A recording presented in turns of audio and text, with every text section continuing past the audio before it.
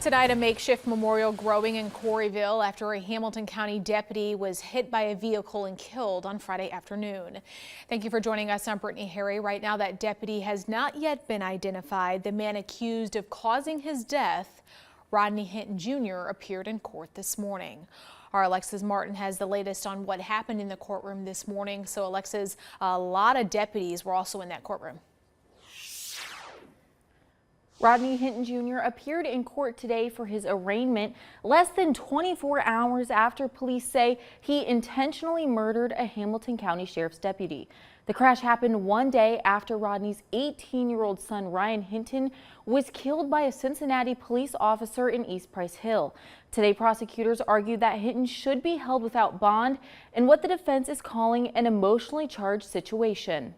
Sheriff's deputies lined a Hamilton County courtroom today in support of the deputy who was killed while the man accused of killing him faced a judge. I understand there is a lot of sadness and a lot of anger in this room right now, but in the community at large. 38-year-old Rodney Hinton Jr. is accused of aggravated murder after police say he intentionally hit and killed the deputy on Friday around 1 o'clock at Martin Luther King Drive and Burnett Woods Drive. CPD says the deputy was working in detail right outside of UC's campus when Hinton hit him with his car. The crash happened one day after Rodney's 18-year-old son, Ryan Hinton, was killed in a shooting involving Cincinnati police. I understand that this is an emotionally charged situation.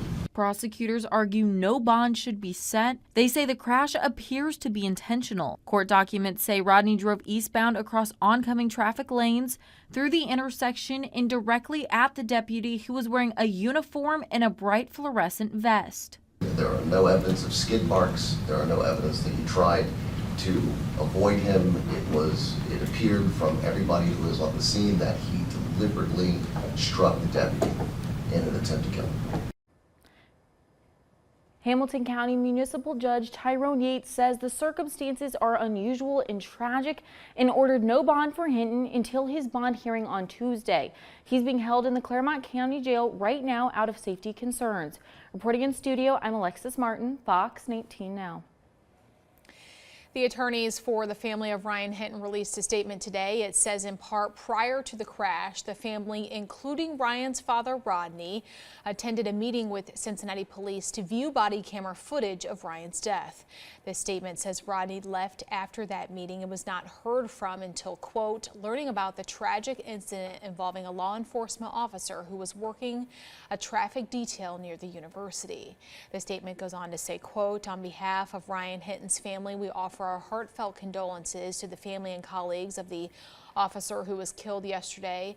This is an unimaginable tragedy for this community. Ryan Hinton's family is heartbroken by this tragic turn of events, and we are all devastated for the family of the officer who was killed.